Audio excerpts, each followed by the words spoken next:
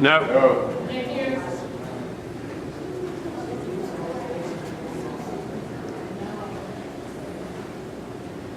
We will get started in Jonah.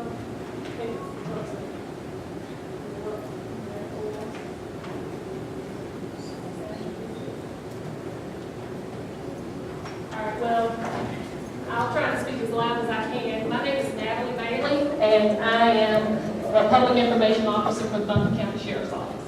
And I'd like to thank you all for coming out tonight. We didn't know how the weather was going to be, but we appreciate you braving what may or may not be a snowstorm. I want to start out with a few introductions of our panelists.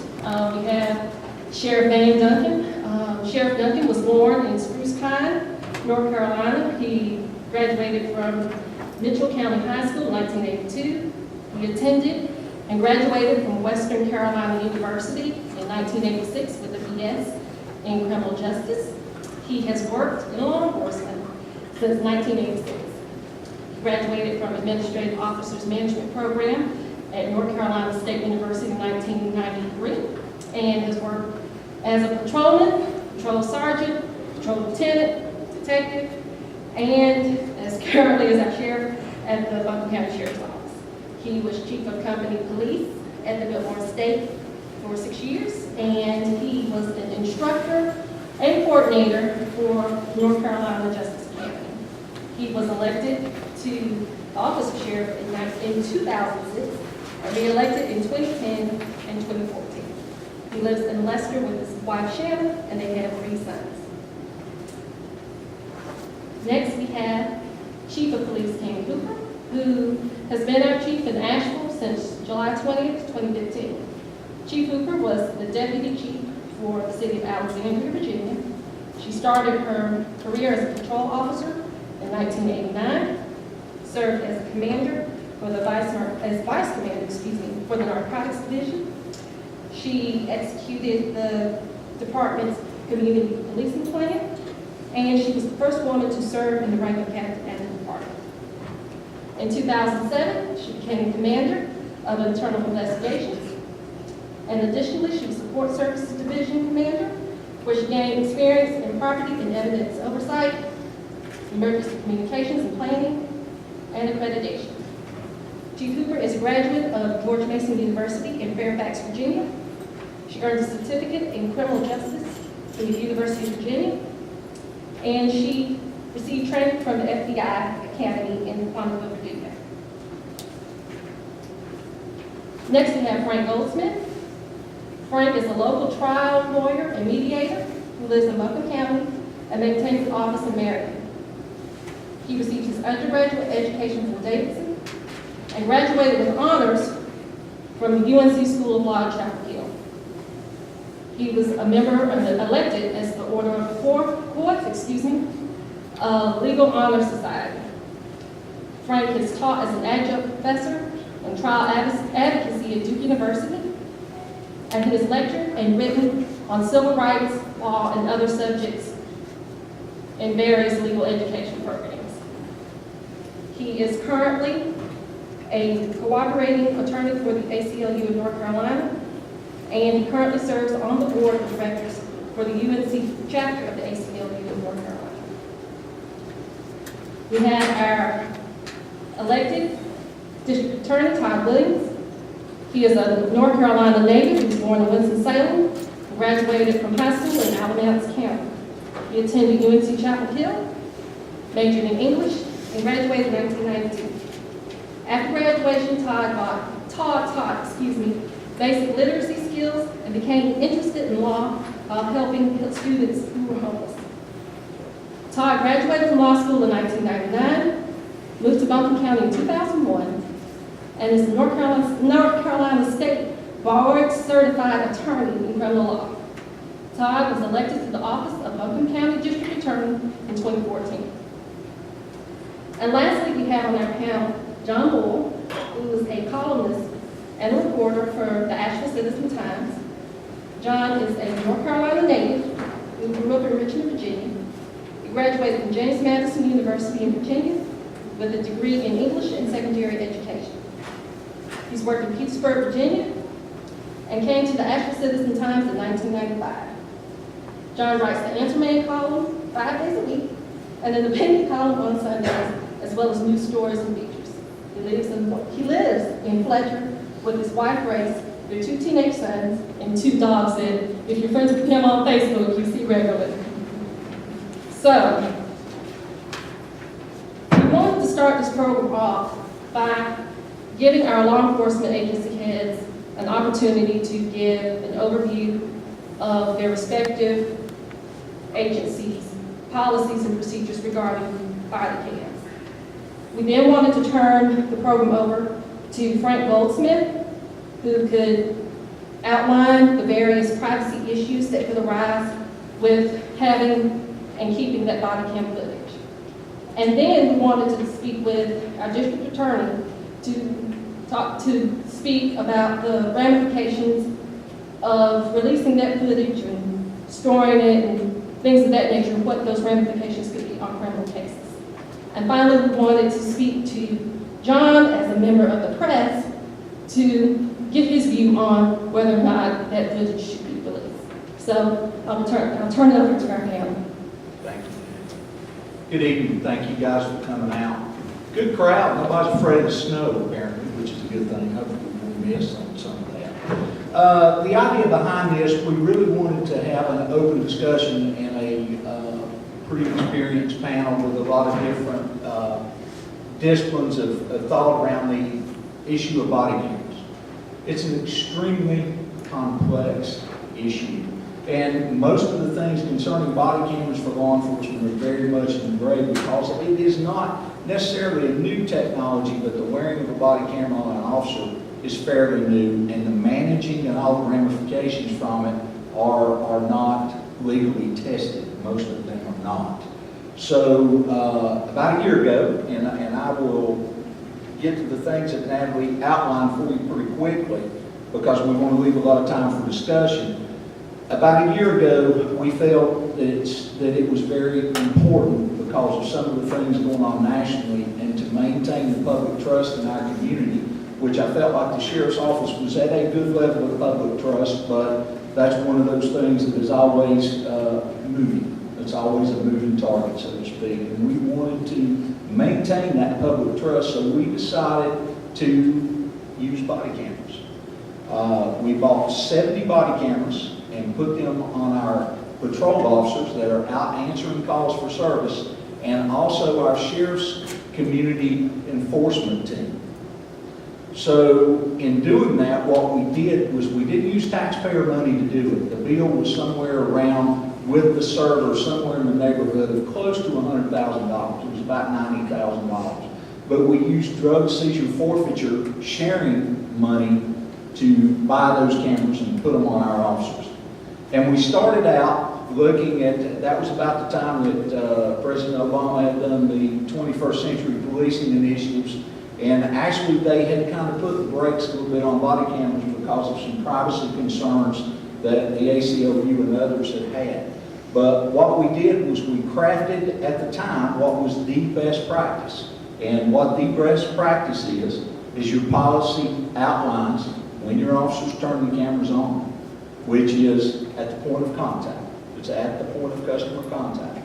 It also outlines when they turn the cameras off.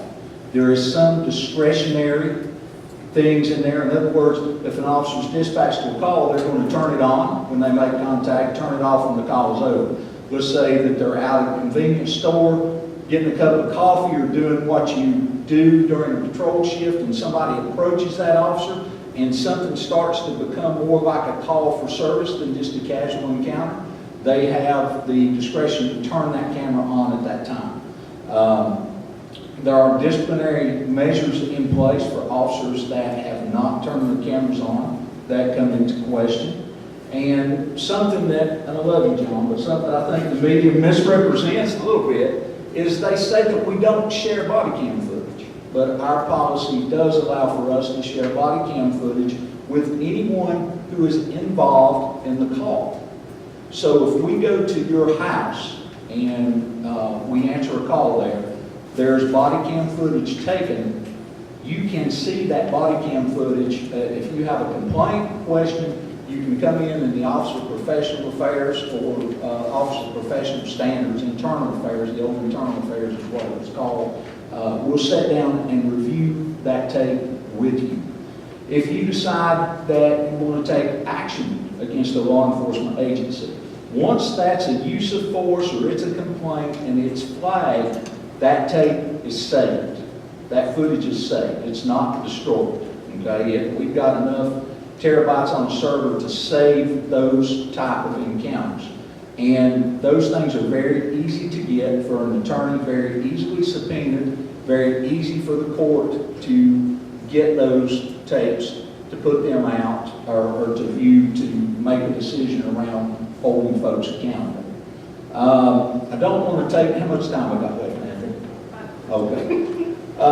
One thing I want to throw out really quick, and I'm sure we'll come back around and talk about it in discussion. You know, we recently had a situation where we had to fire 2 deputies after reviewing body cam footage of how a call was handled. The things I want to point out really quickly about that case. The person who ended up being the complainant didn't complain. A family member complained. We pulled the video footage, saw it, and saw that it was not correct and inappropriate. We immediately met with that family, and that family was very adamant they did not want that video released to the media. And I know that's something we're going to get into shortly, but we have to talk about Fourth Amendment issues. We were actually outside that person's house and in that person's house, and it showed family members who were juveniles in a family situation that they did not want disclosed.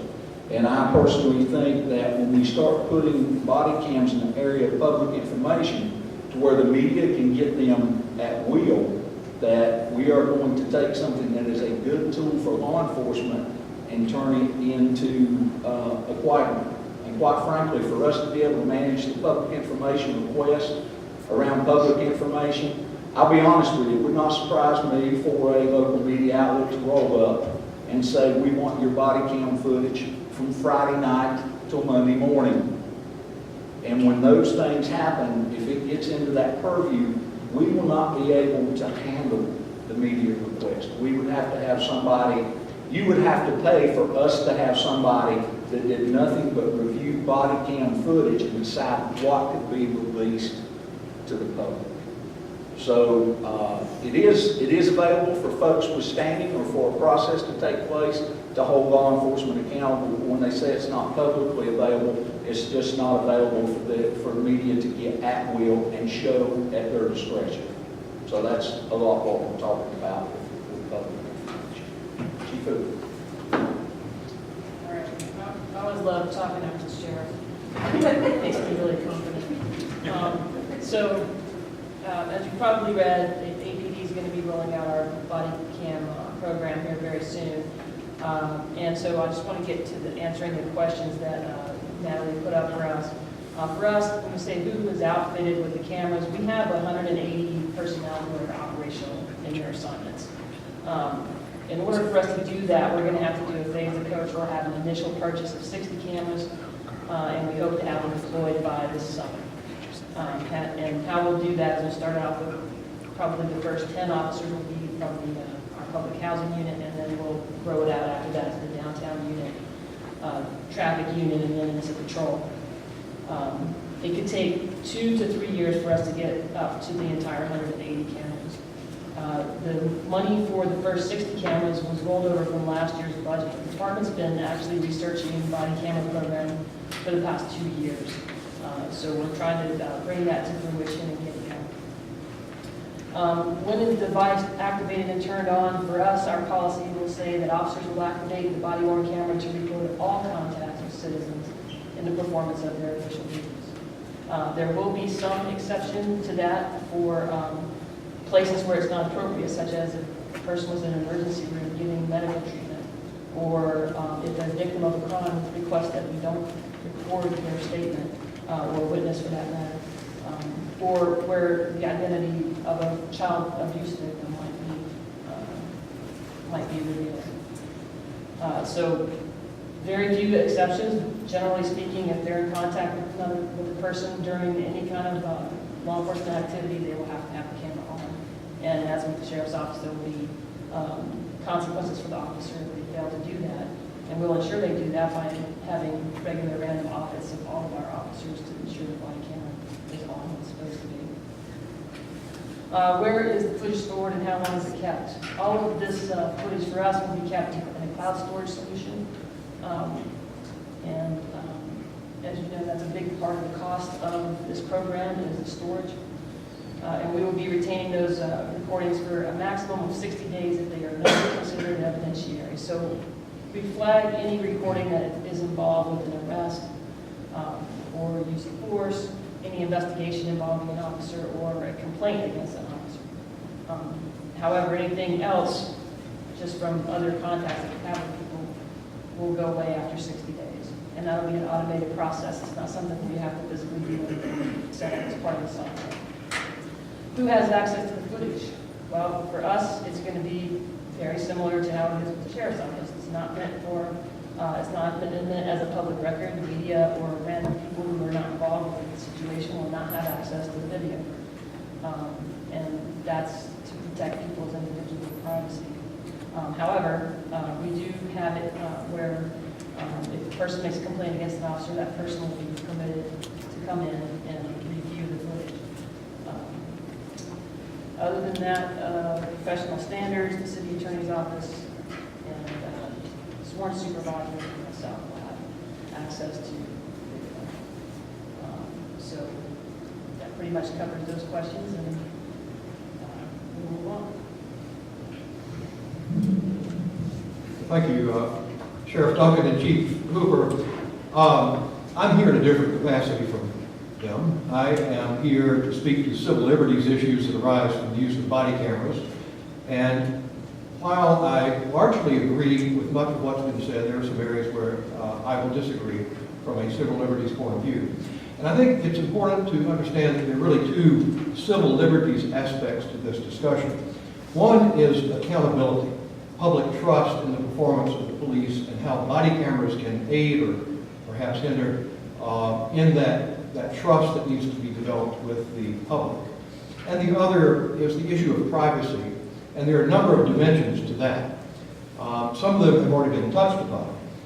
What is going to be recorded? Who is going to have access to the recordings? How is the data going to be stored and retrieved, and for how long? I think a lot of our concern with police accountability has arisen from the events in the past couple of years that have garnered so much public attention and that led to the Black Lives Matter movement. And I think it's important to realize that body cameras are not a panacea for all of these problems. We have stark video footage of the shooting of 12-year-old Tamir Rice in Cleveland, Ohio, recorded on camera, and no one was indicted, no one has been held accountable for that young boy's death. We have video footage of the chokehold death of Eric Garner in New York. We have video footage of a man named John Crawford who was in a Walmart in Ohio where pellet guns were being sold, and he picked one up and some white patron of the store made a report that there was a black man walking around the store with a gun. And there is video footage of him being shot a number of times after the pellet gun is on the floor. And in none of those cases did video footage of the actual incident do anything to lead to accountability on the part of the officers who were engaged in those incidents. So they're not a panacea. However, they can have benefits in terms of public accountability of police behavior. There are studies showing that the knowledge that you're being recorded, either for the officer or for the subject of the encounter, has what is called a civilizing effect on behavior. It tends to dampen down extreme behavior if you know it's being recorded. It also can increase public trust in law enforcement if they can see firsthand what has happened. Now, for that trust to develop, that video has to be shared by the public. It cannot be held secret by the department. It can serve the function of allowing public monitoring of the government rather than the other way around. But again, that public monitoring of the government can occur only if the footage is shared. Now, I don't mean all footage, and I'm going to get to that in just a moment. So there are a number of benefits in terms of accountability through the use of police body cam footage. So what are the privacy concerns that give rise to my being here and to our concern, the ACLU's concern? And by the way, I'm not really speaking for the ACLU. I'm not empowered to speak for them on matters of policy. I do have a long history with the ACLU. For all of my professional life, I've been a cooperating attorney, and I've served in various capacities, both in the past and currently. I don't want it to be thought that I'm pronouncing policy on their behalf. If you go to the ACLU's website, aclu.org, you will find that the ACLU has a wealth of material on body cam policies. They have developed model policies that are there. They share policies from law enforcement agencies around the country that they believe conform to best practices, some of which, many of which, are included in what I've heard from our officers here. Parker, Colorado, by the way, is probably the example that's most touted by the ACLU. I have a copy of Parker's policy here, and a policy that was developed for Massachusetts and one that is sort of a national model policy for the ACLU. And from those policies, here's what emerges in a nutshell. First of all, there's the question of what should be recorded. It used to be the ACLU's position that everything should be recorded for these body cams. You may be surprised to know that, but that's the best way to ensure accountability is recorded everything during an officer's shift. The ACLU has changed its position about that.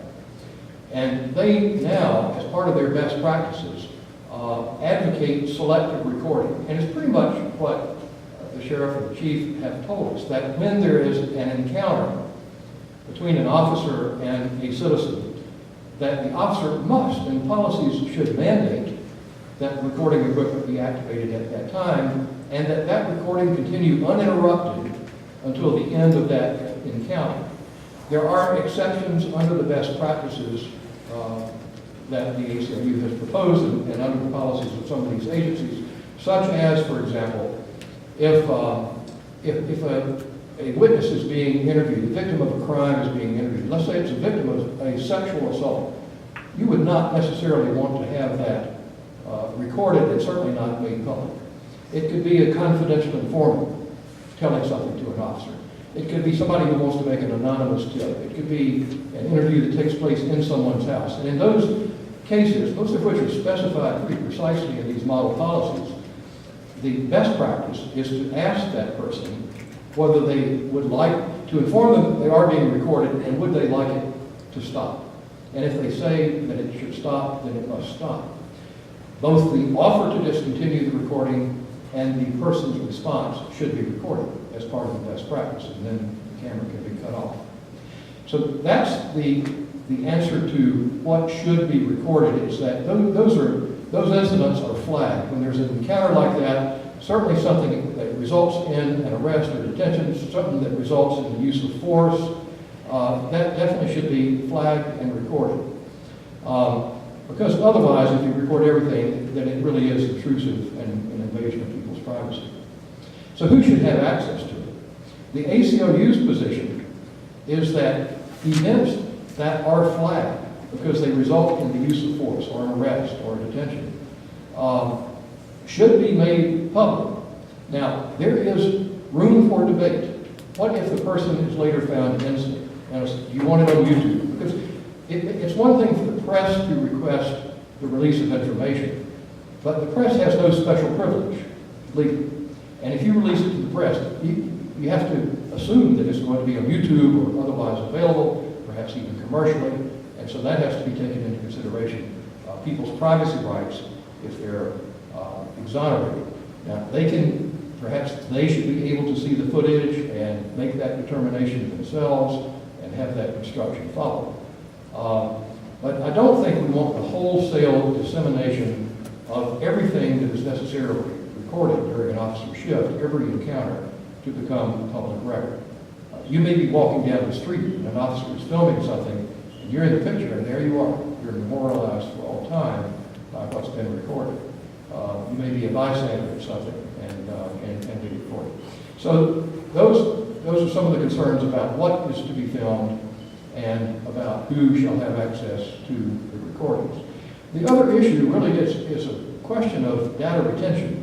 I'm really pleased to hear that fairly short periods of times that are going to be the default period for which video will be recorded, 60 days or whatever the period is. In the Parker Police Department model that I talked about, it's 1 year. The ACLU's model has 6 months.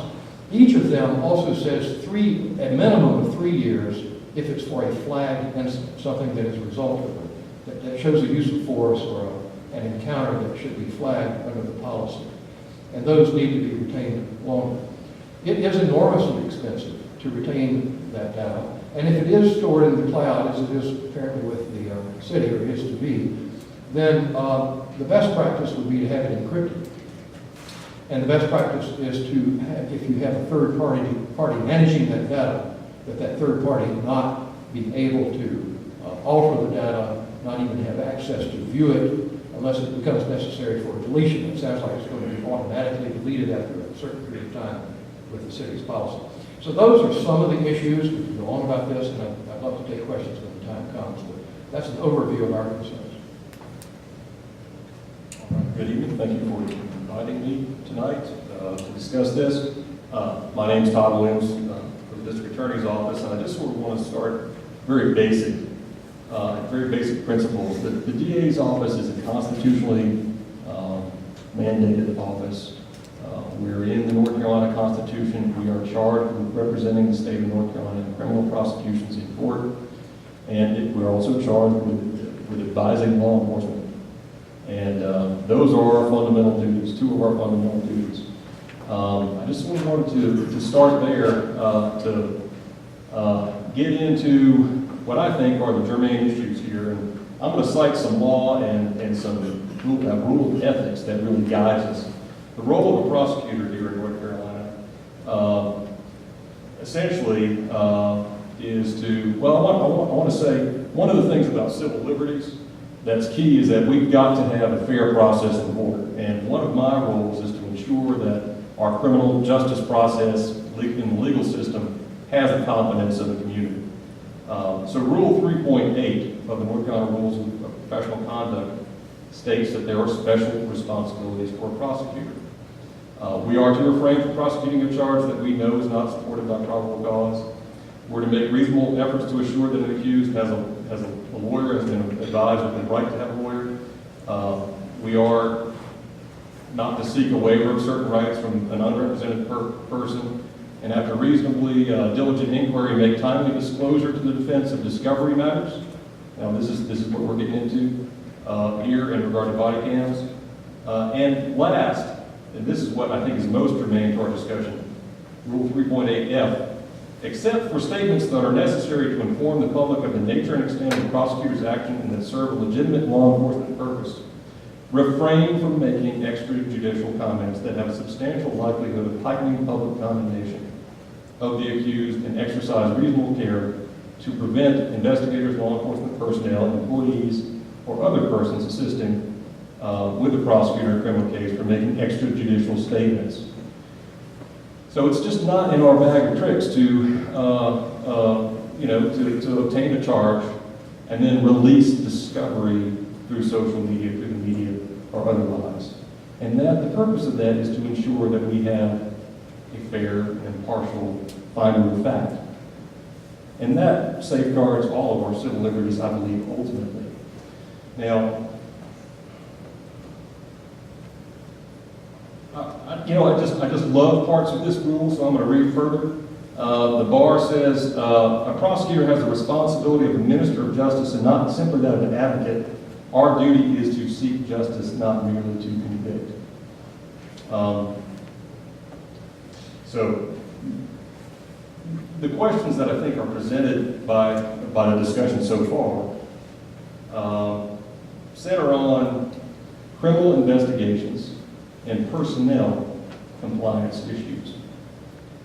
Now, I'm going to cite some law to you. I'm sure I'm going to stare back at some rather glazed expressions, but in regard to public records, all this is available online. Go to North Carolina General Assembly. You can search this. North Carolina General Statute 132-1.4 specifically states that records of criminal investigations conducted by public law enforcement agencies are not public records. Now, the reason for that is, again, the criminal justice system and procedures that we have in the legal system. And in regard to personnel records,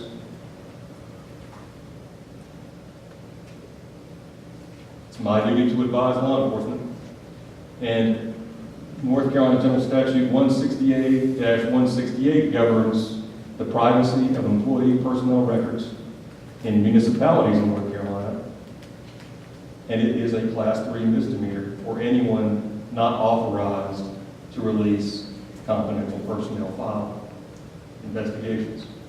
So it would be my recommendation that the city not release confidential matters because it's a Class 3 misdemeanor.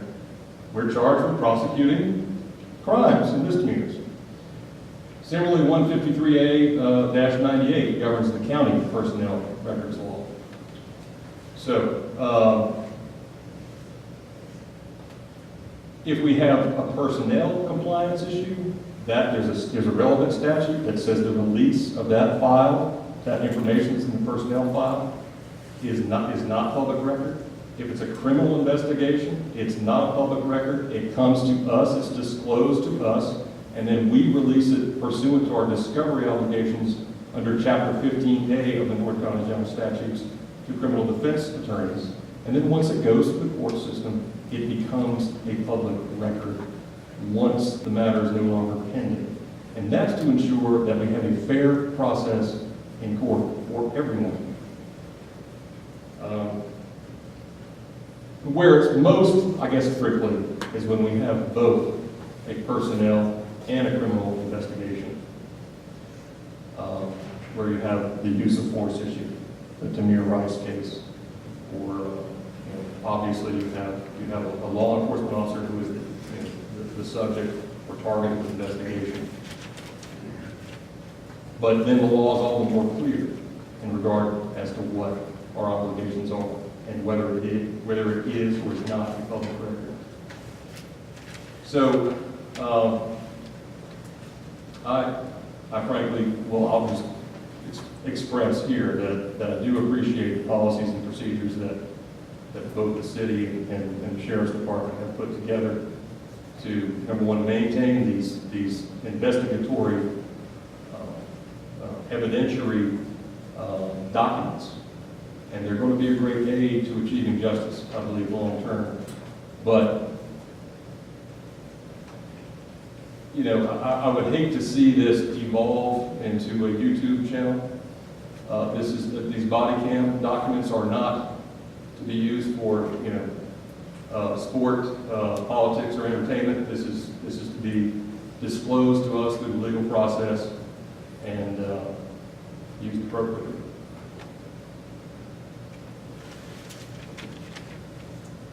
I'd just like to say you give two lawyers an opportunity to speak for 5 minutes and it's time to go. Hard time. I think I've had the honor here of misquoting all of you at one point or another. You probably claim that. I'm here as a member of the media. I work at the Citizen Times. We're the daily paper here in town. To me, this is an issue of openness and record openness. And I'll just say simply, I believe that openness equals trust. And there has been, across the country, a lack of trust in police departments and with law enforcement officials, in many cases very well justified. I can say the folks at the table here with us, Chief Hooper's not been here that long, but I have no reason from looking at her record to suspect anything otherwise. I think these are folks we can trust, and they've done a good job. They're honorable people. I think they will do what is right. I've got no indication from them otherwise. The problem with body cam records is a couple things in my eyes. First of all, the legalities have not been settled. This is going to be settled in court. We want things to be open. That is our nature. We view ourselves as a responsible news organization that will use records responsibly. We have a track record of that. One thing that's interesting to me is 911 calls are public record. And that is, you cannot get a more private moment in someone's life than listening in this recent case of the shooting in Henderson County. The woman holding a dying child in her arms. And you can hear the poor child struggling for her life. I left out a lot of that in it was horrible, so we left it out. It did not pass the breakfast test. So I think there's a matter of trust and trusting the media here and what is considered media. A lot of bloggers want everything to go up immediately online. They would want it to be a YouTube channel. So I do think the lawyers are going to have to hash this out. The one thing that why I wrote a column about this Sunday, Chief Hooper's office put out a press release. Van had their issue recently with the officers that were fired, and they would not release the video, which I understand is personnel to private home is complicated. The chief in the release said that it would the policy under North Carolina law, all digital records are considered investigatory in nature and therefore not considered public records by right. Amanda Mark with the Press Association, she's our go-to, she's an attorney for them, and she said body camera videos are public records because they are not specifically exempt from the statute, and they fit well within the provision that the public is entitled to know the circumstances surrounding an arrest. So that says to me there's going to be a lawsuit. They disagree on the very fundamentals of what this says. So I think it is going to have to be hashed out in court. One thing that I liken it to and that bothers me perennially is SBI reports are also considered investigatory reports. Even after the case is disposed of and someone has been in prison for 20 years, I legally cannot get that SBI report. The only person that determines whether a law was broken by police in an SBI report is this man right here. And I would argue that what we are setting this law up to be is that the only person who will be the only arbiter of what is in a video camera release is the police chief and the sheriff. These two people I trust. I do not trust Bobby Medford, who's sitting in a federal penitentiary right now. I have serious questions about Ron Moore. I had serious questions of the previous DA who, over people who were in prison for murder, were released under his watch. The previous police chiefs who tried to sway an investigation of his son's traffic accident. What if, and now the people who are involved in the footage can also see the footage, but Bobby Medford was known for strong-arm tactics, and I can certainly see him saying, here's the footage, here's our officer punching you in the gut unwarranted. If you go to the media with this, I'm going to see to it that you were charged for resisting an officer. So there's a lot of opportunity for corruption and abuse, and I'm not saying that we have this here. We put a lot of trust in our elected officials, and we cannot elect them in the future, but they're in for 4 years, and they're extremely powerful people, and we're going to cede them more power with these body cameras. And I would always push for openness with a respect for the public's privacy in these matters and minor children's privacy, but I'm always going to push for sunshine.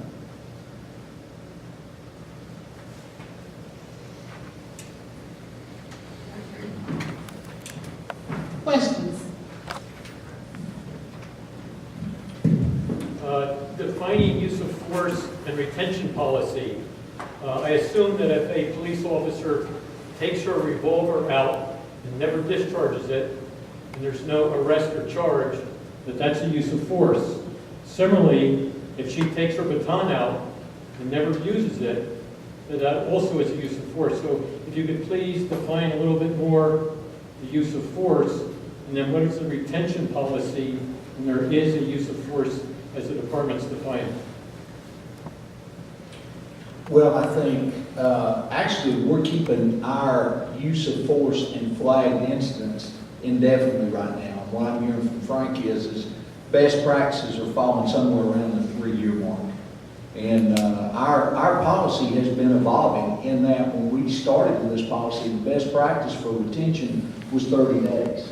And that's no longer the case. It's kind of been worked out with suggestions and what departments have done to where it's 60 days, just to make sure that something that you think's innocuous doesn't get deleted before the complaint comes forward. And that's played out with people's rights to make sure that we don't maintain something that could be looked at as surveillance of them or their home. So that's where the push and the argument comes from. As far as use of force, our officers have directed anything that's conflict-oriented, you flag it, because it's most likely to be a complaint or could be a complaint.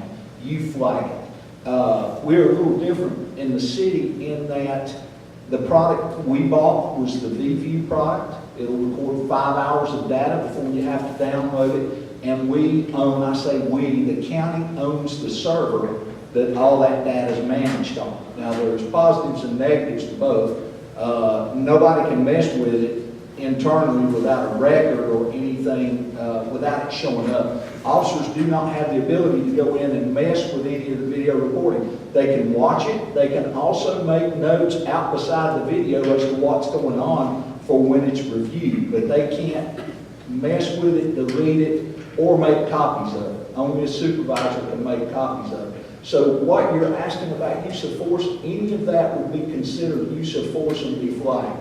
Pointing a weapon at somebody during a traffic stop if the situation called for it, any use of baton, taser, OC spray, hands-on, anything that was more than a compliant arrest, which we're going to have that video for that 60 days in case everything's recorded, but the flag stuff that's kept is what you're referring to around use of force and anything that's conflict oriented. That answer your question? Yes, thank you.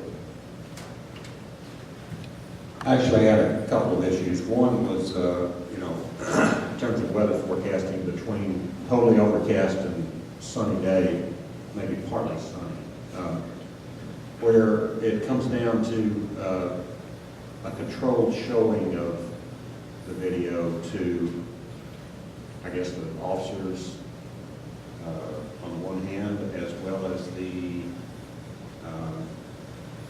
let's call it the victim on the other hand, who might have similar rights, but why couldn't the victim, if he or she wanted to invite a limited group of people, John Boyle, whomever, from the community into a screening room to see the video? I don't know whether it would be technically released at that point or not, or considered released, but it would still be controlled by the police and the sheriff's office.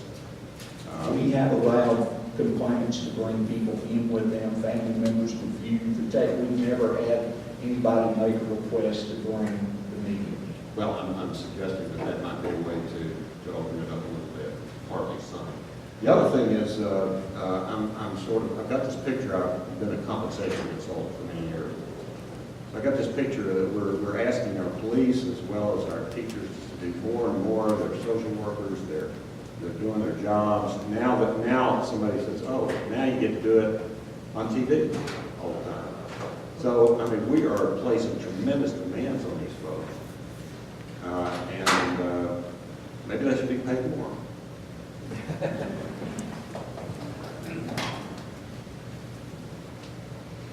Hi, I have a question for Chief Hooper and Sheriff Duncan.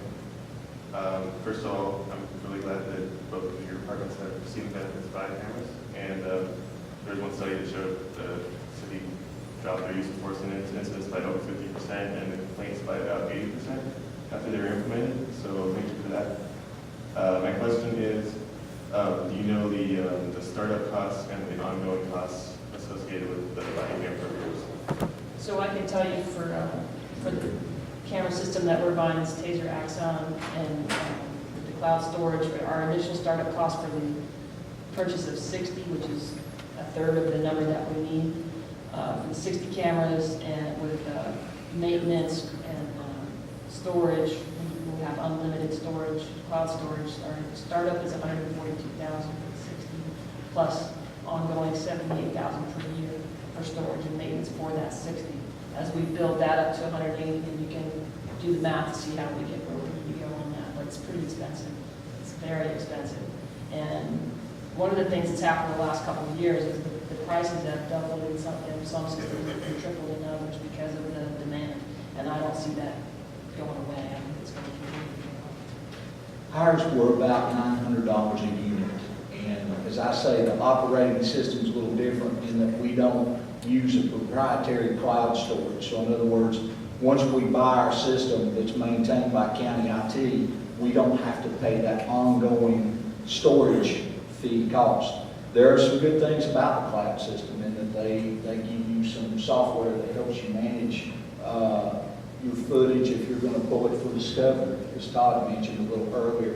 And they really keep working on that product. But once again, Chief, what did you say the ongoing maintenance of that was a year? $78,000. We were a little, that concerned us a little at the time that we bought our system, but it was right at $100,000 to get us going to 70. Natalie, could I just piggyback on that real quick? I meant to mention this. One of the reasons we also believe in the openness of these is that these folks are paying for it. The taxpayers are footing the bill for this. They didn't buy ours. To begin with, they probably will coming on, and not to, but we actually, I was a little leery in jumping off into new technology. So we do have federal seizure and forfeiture sharing, or we did, and we had money there to be able to buy those cameras to alleviate the taxpayer burden. And I'm going to end that part of the conversation here, but I would like to come back around before we go as far as the difference in ongoing cost if they become a public record to where the media has unfettered access as opposed to where they are right now.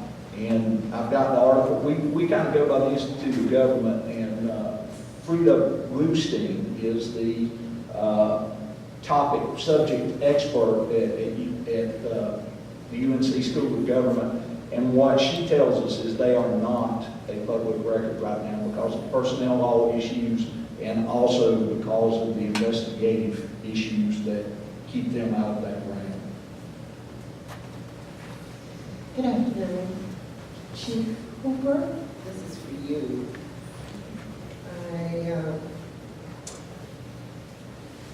I'm kind of puzzled. You said you have only 1/3 of the cameras that you need, which amounts to 60 cameras, but you're going to concentrate on your cameras over in public housing. Now I'm thinking, instead of doing that, why don't you disperse your cameras throughout the city of Asheville? Yeah, I think that's a miscommunication on my part, so my apologies. We will just test the first 10 on a 30-day pilot for our housing unit because we have 10 officers, 2 supervisors, and they have a lot of contact one-on-one with members of the public in that area.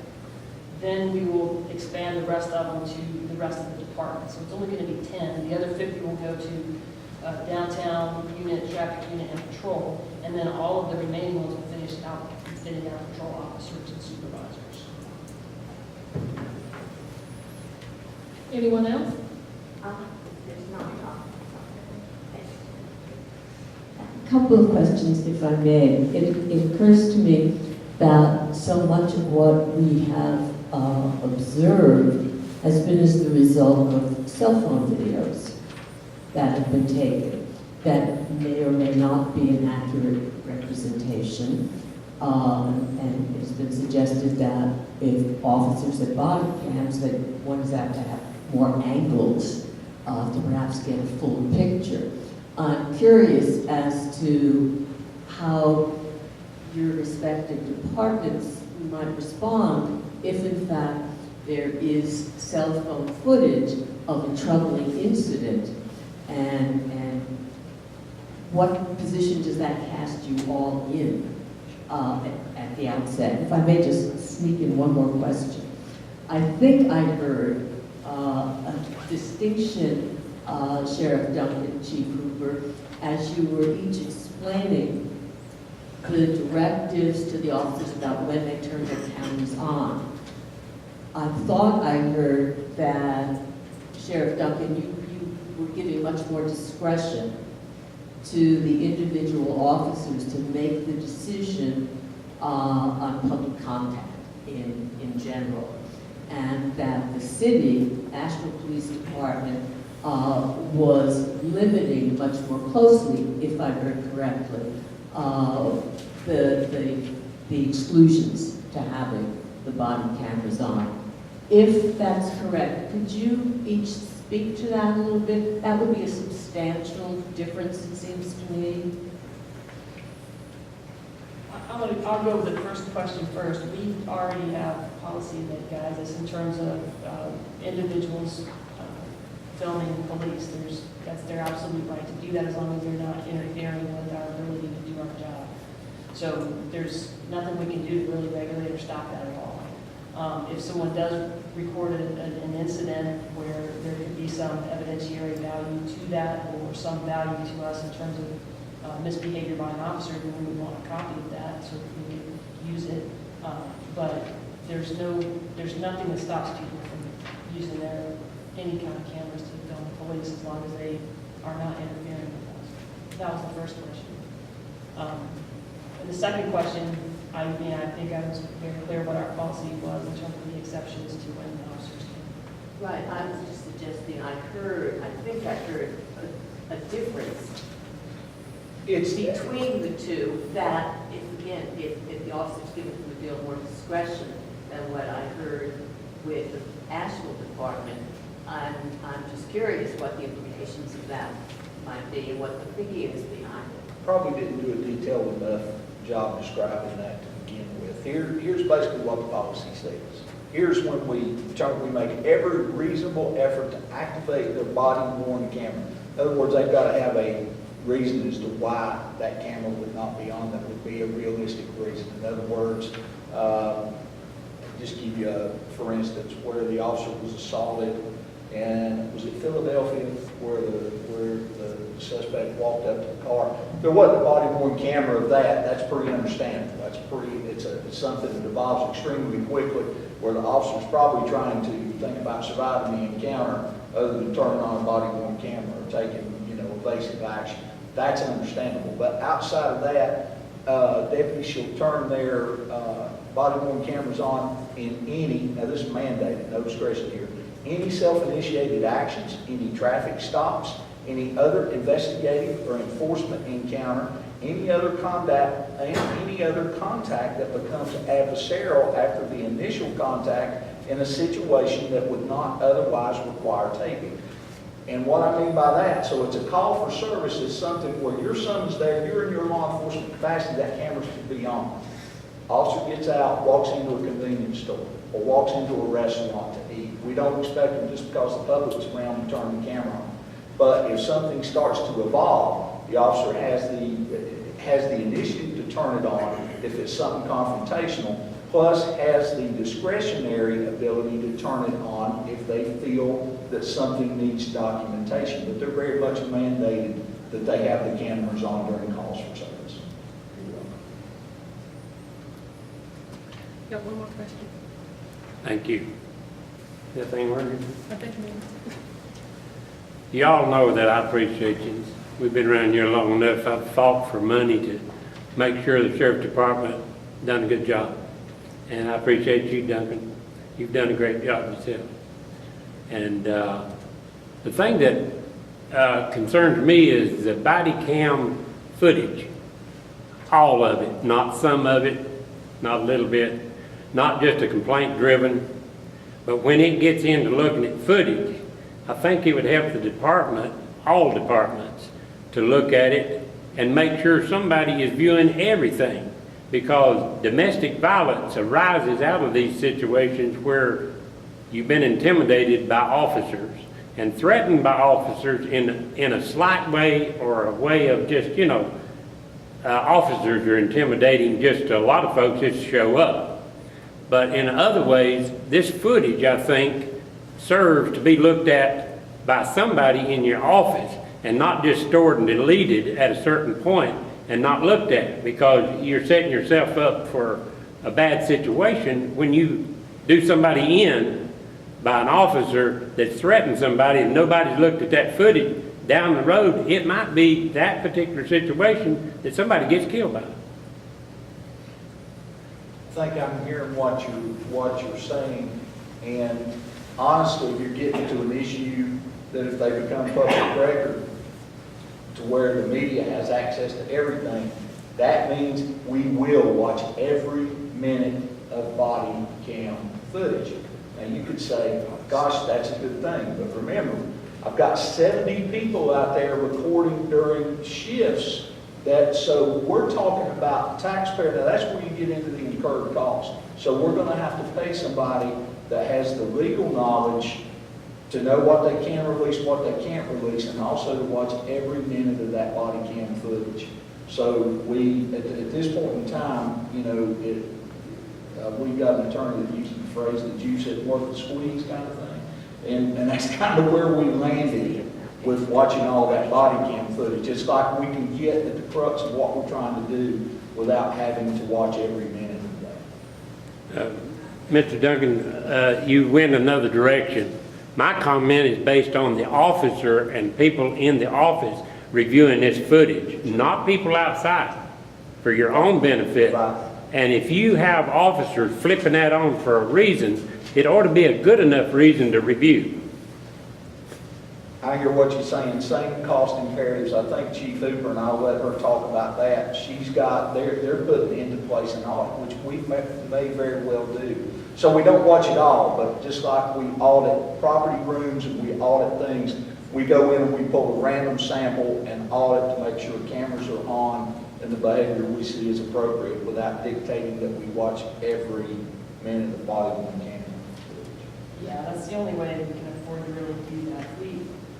You're talking about hundreds of thousands of hours of film, I mean, not film, I guess I'm old, data and recordings, and we just don't have the resources. But we are hiring a technology specialist who will manage our program and who will do random audits of every officer who has a camera once, per month. So just to try to ensure that the officers are recording when they're supposed to be, and that their behavior, is appropriate during the audited situations, and that would be particularly focused on the stuff that gets reviewed after 60 days. It wouldn't be focused on the stuff that we already are going to be keeping because there's a complaint or because there's a criminal offense involved with it.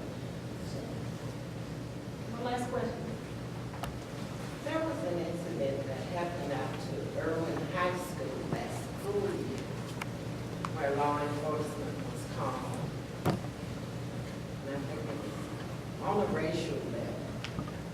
How do you deal with minors when it comes to body cams, being in a public facility like a school, and protecting their rights as minors? This is directed to everyone. Well, I can tell you the best practices that I talked about in the model policies specifically say you shall not record on school grounds. You should not film at school. And let me also just add this about North Carolina's public records law. What I've talked about has been best practices. I haven't really addressed North Carolina law. Todd did that.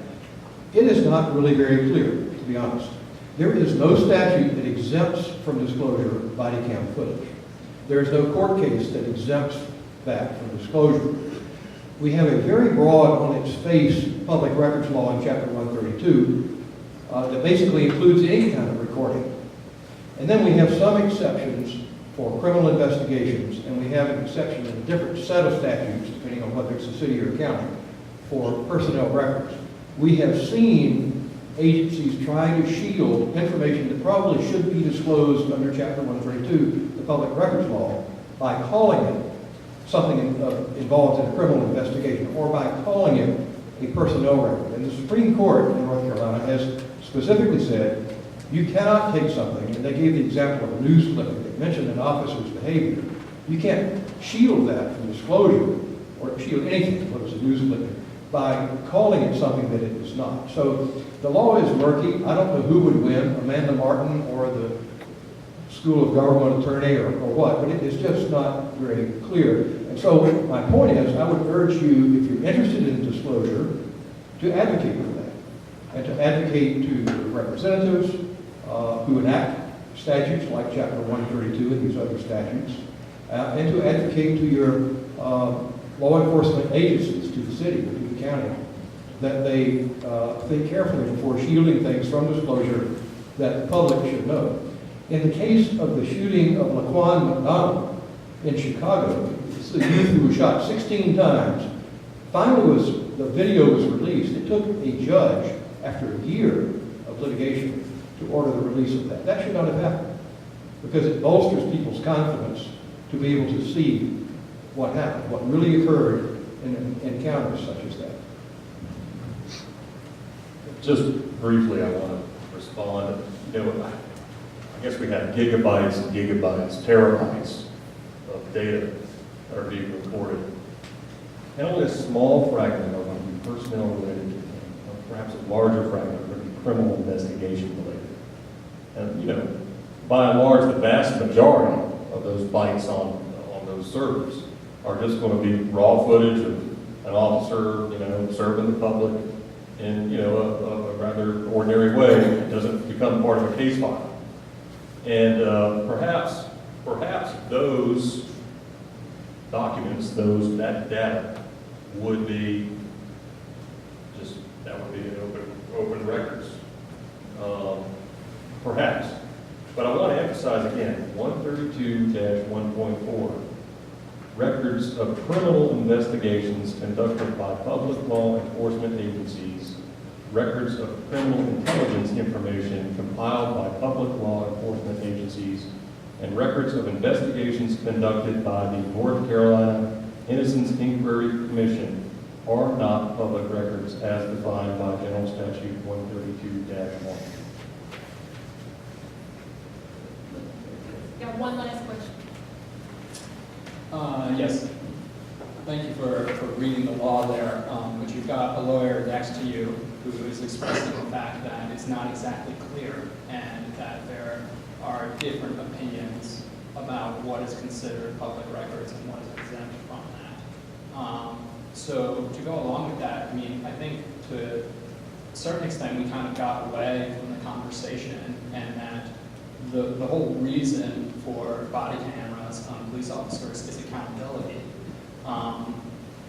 And I know in the last, in the last year and a half of national events, and I'm happy you brought up Chicago because it took a year for that film to come out. And what we saw was an unlawful killing of a 17-year-old. So I know APD has done a lot in the last year and a half to attempt to increase trust and relations with the community.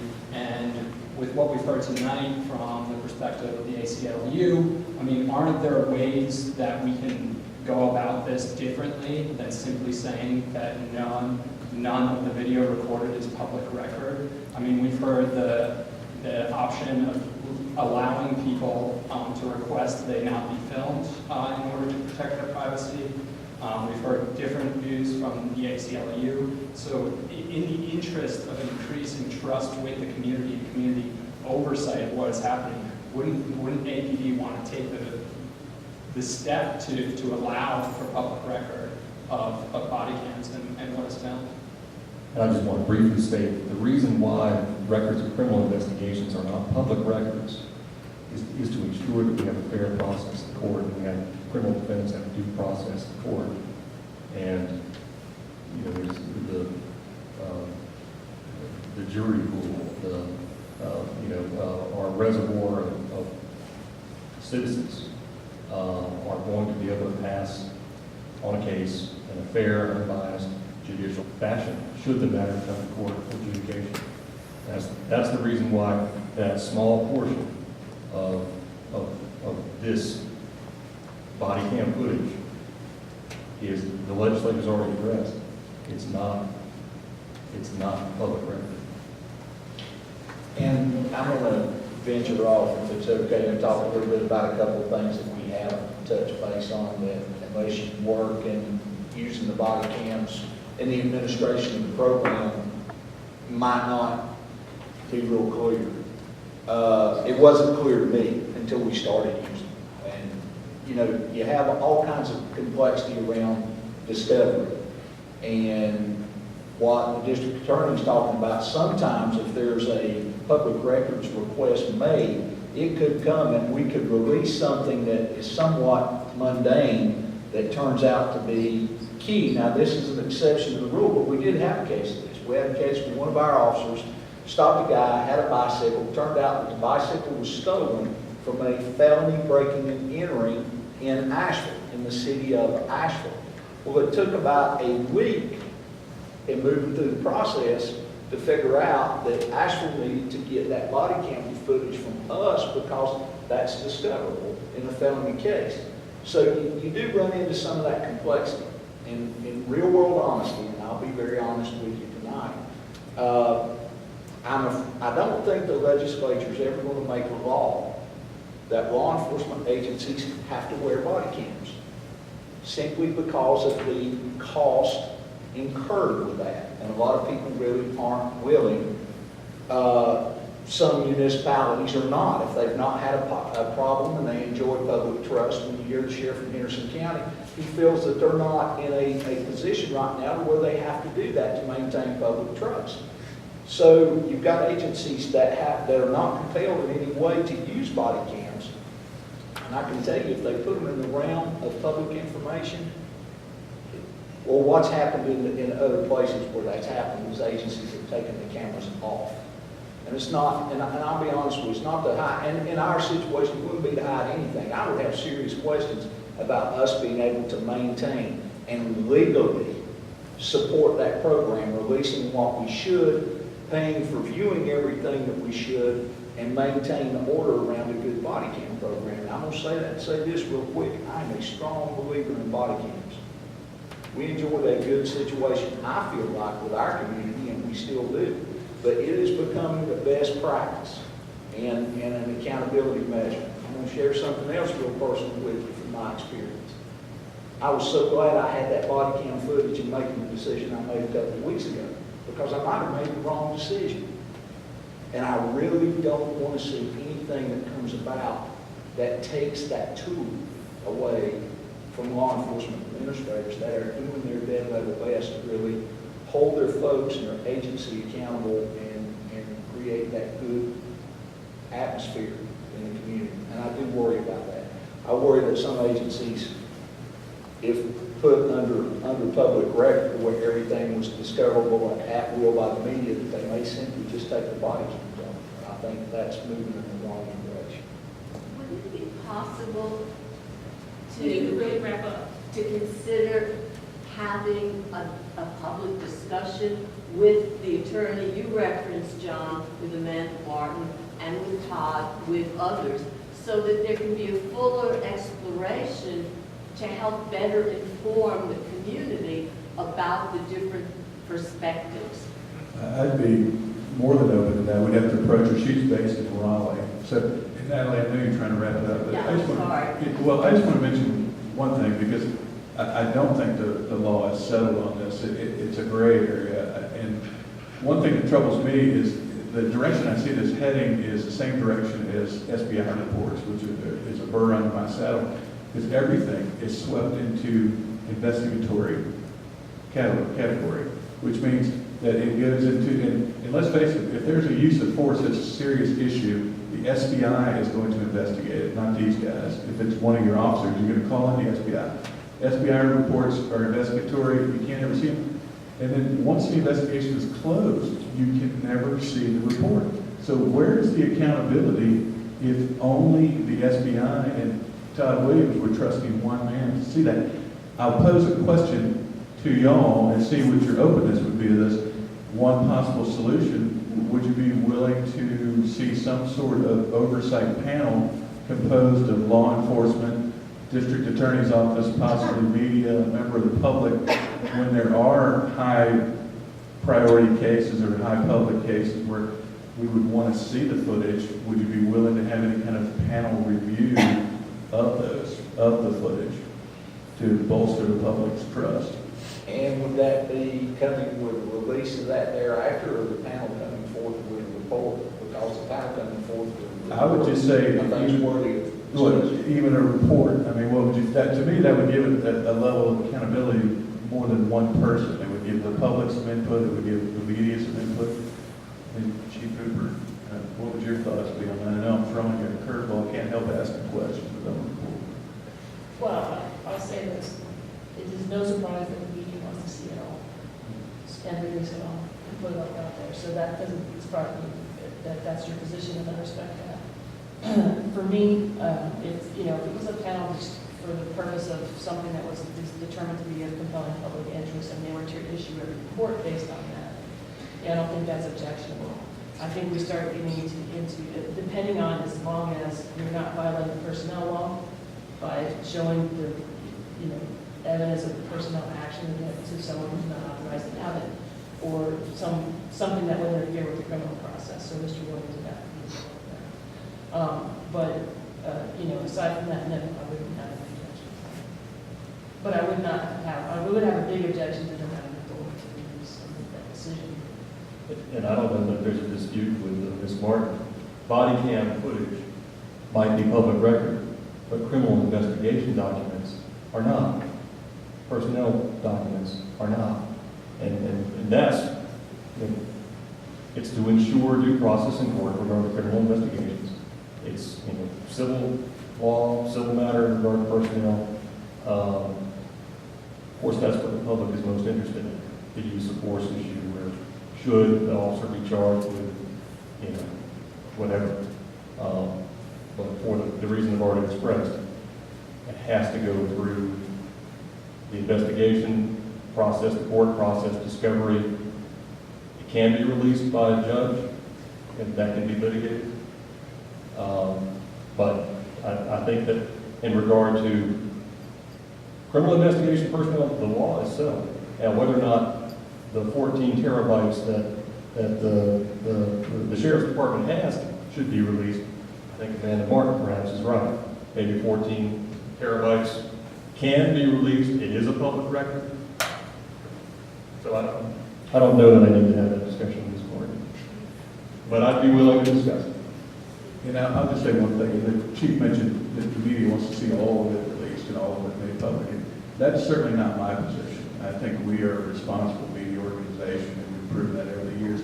And we have held up on releasing 911 calls and other public records because they are, either they would indict someone in the private sector that has no business being made public, or they are in someone's home or something along those lines. So I think there would be discretion about what we would publicize.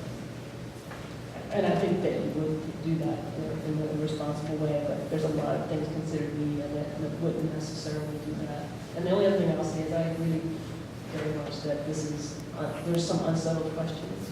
And I think that as this process evolves, we'll get some of the answers to that through legislators, through legal decisions and so forth. So we're going to have to all go through it together and see where it lands. I know there's a discussion going on in Raleigh Wednesday with the legislature and some of their fact-finding committee around body cam issues, and we're going to go down there and talk with them. I'm sure we're hearing from the media, law enforcement, everybody involved to come up with a solution we can all live with. I really don't worry so much. I mean, it's getting where we don't violate personnel law and criminal investigative law and releasing, there is a piece there when you're not dealing with those issues that an official that's not just for law enforcement, but a county manager, a government head can release certain things, and this is pertaining to personnel law, that will help gain public trust. And it sounds like that gives us just the discretion. I know you don't, but it is written in the law that way. It's not really those things, those critical incidents that bother me or we have a hard time managing. It's that 14 terabytes that Todd was talking about, and other stuff, that's where it gets into really hard to manage, of the mundane stuff. And what I'm saying is, there's nothing in there marked, there's nothing in there that excludes it, but we got to sit down and watch it, or we just give raw footage to the media that we have no idea what's on it. So I think you guys are getting where I'm coming from. It becomes a very, and for us it's managing. It's not trying to hide, it's just trying to manage and be responsible with the program and keep it functioning correctly. Thank you all for coming. Thank you. Thank